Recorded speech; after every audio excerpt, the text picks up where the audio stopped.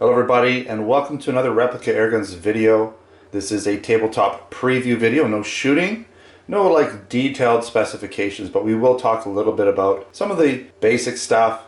I'll do a quick walk around of each gun. Later on I will be doing full tabletop reviews, possibly for both of them at the same time, and possibly shooting videos of both of them at the same time. They're just so similar. To be honest, they're mechanically the same.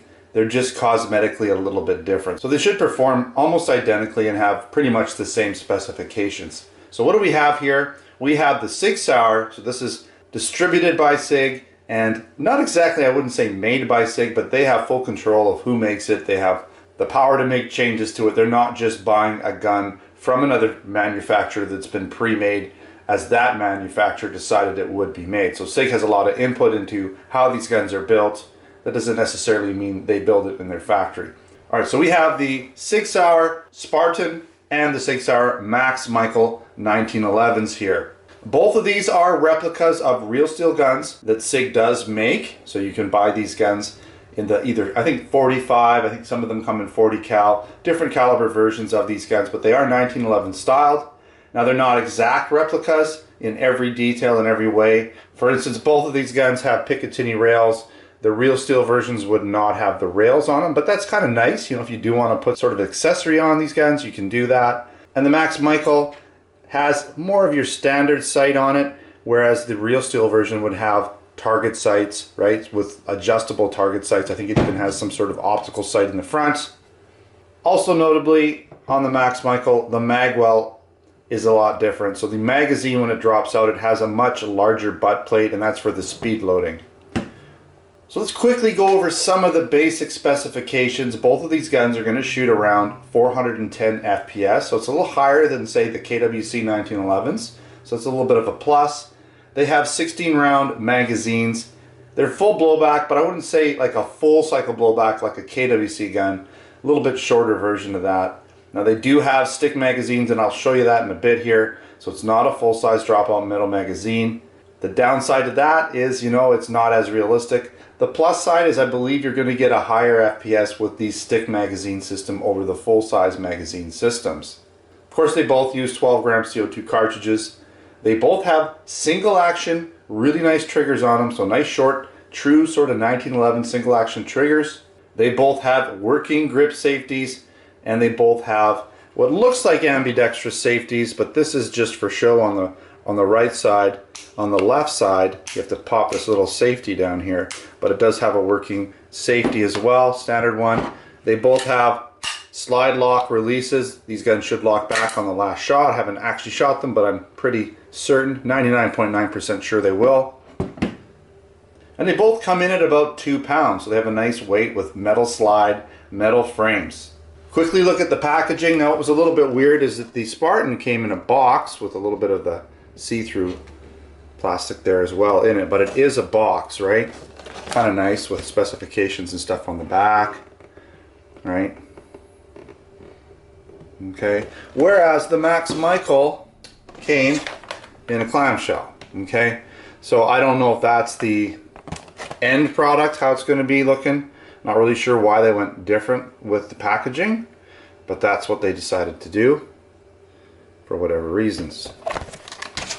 Both of them have their little manuals here, right? So you got one for each one. It's not just a generic one for both, right? So you're gonna have all your basic information, just like every manual you've ever come across. But they are good to read, especially if you're not familiar with loading these things and you've never really shot one of these air guns. And they both come with this minuscule little baggie here of steel BBs, right?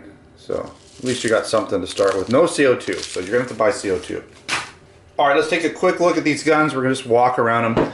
Again, mechanically they're almost identical, right? So, but they are finished a little different, right? So you can see here, you've got that right in the slide. You've got this Picatinny reel, all metal, right? You will notice that the barrel is not recessed, right? Not too much, just a little bit. You do have a faint white dot sight on the front here. It's not really a bright white. Maybe you could paint it up. Metal barrel, right? Breech area, right? Got the slide grips front and back. right? Your working slide catch release, more branding, true single action hammer and trigger, right? Nice and short. There's that safety. Okay, you gotta push that in right there. Working grip safety, more branding, nice textured grips. They do come off really easy when you don't have a CO2 in it, because this is going to kind of grip the CO2 a little bit, I believe. So this is not a real tight system. Hopefully they're a little tighter once the CO2's in it. Magazine release, just a plastic stick mag.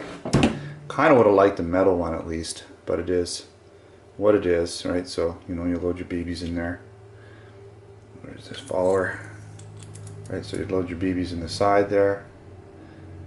Right, and then just release the follower back up. The butt plate isn't anything super stellar magical. Right, it's just kind of designed to look like a magazine, but it's kind of hollow on the bottom here too. Now they both utilize this cantilever loading system, right? So I haven't actually done it yet, but you can see how this cantilever system, you pop it in and then just kind of push it in, right? I haven't done it yet myself, so I'll figure it out when I do it. Okay, the other side real quick. Right, made in Japan, serial number. This fake safety, but it is metal from what I can tell. Right, warning instructions. Pretty nice. Let's take a look at the Spartan. Got that sort of bronze finish, right, like the Spartan era. Serial number there. Do it on safety. Right, you got your slide catch release. Got your front sight, which is white dot. I can focus here.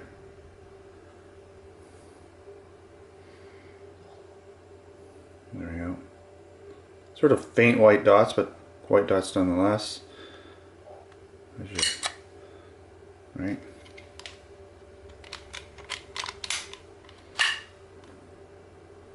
Again, that fake safety versus the real safety. Spartan graphics there. Different styled trigger a little bit. Look at how short this is. Right, just so nice. Right, just like a 1911. Working grip safety.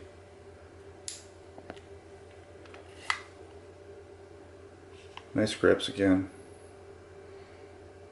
More, you know, warning instructions, but they're not like standing out too much. Basically, you can see they are literally the same gun, right? Like in terms of how they look and everything. Again, this comes off pretty easy, so I imagine once the CO2's in it, it will be a little bit more firm on there. Okay, nice looking guns though. Like I said, pretty decent weight. I mean, just over 2 pounds, all metal. You know, everything's really nice. They do shoot, you know, hopefully right up around that 410 FPS. Sig's pretty good about that now. I think when they first originally came with their Airguns, they were hyping up the velocities, but they brought it down to a more realistic, actual real-world result. So that's good to know with their new guns. And again, keep in mind these are BB pistols. They're not pellet pistols. So Sig introduced their line of Airguns as pellet shooters. Now they've moved into the BB gun world, which is fine. There's lots of great steel BB pistols out there to be had, and I think they're a great addition, you know, especially when you're shooting nice close in at 30 feet or so. They work just perfectly for that. Now I know some of you are going to hate a little bit on the stick magazine. It's not my favorite thing either, I get that. But there can be a little bit of a trade-off between the stick mag versus the full-size dropout mag. Typically the full-size dropout mag is going to get you that kind of airsoft style gun with the full blowback. Those guns tend to eat up a lot of CO2 and they shoot at lower FPS. So yes, more realistic in terms of how the gun looks, operates, shoots and everything. But the lower FPS, you know, for some people is an issue. So if that is an issue and you want higher FPS and you're willing to give up that full-size dropout metal magazine, then this is definitely the way to go. Once the magazine's in the gun, it's going to shoot just like pretty much any other blowback air gun. I imagine these guns are going to have fairly decent blowback kick because the slides are nice and heavy. Alright, thanks for watching another Replica Airguns video. Don't forget to subscribe Check me out on Facebook and Twitter. Username is Replica Airguns. Also come on down to replicaAirguns.com, where we have articles, post reviews with additional photos I take of these guns, so you can check those out there at replicaAirguns.com. We also have our Canada and US online airgun stores, where we sell air guns, BB guns, pellet guns, airsoft guns, blank guns, knives, and other accessories. Thanks for watching.